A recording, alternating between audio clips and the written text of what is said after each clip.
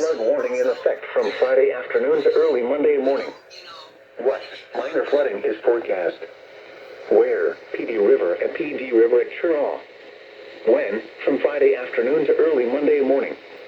Impacts at 20.0 feet. River Botomun downstream from Chiraw will begin to flood.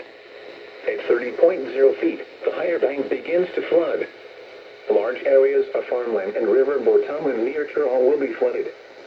Portions of Riverside Park become flooded.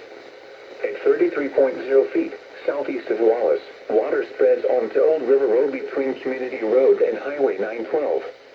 Additional details, at 5:15 p.m. Thursday the stage was 22.2 feet.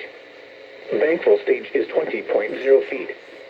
Forecast, the river is expected to rise above flood stage early tomorrow afternoon to a crest of 31.3 feet Saturday morning.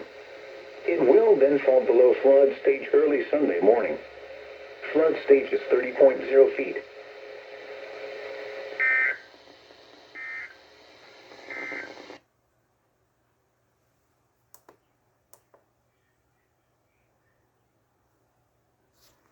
Wow, I was able to catch that in time.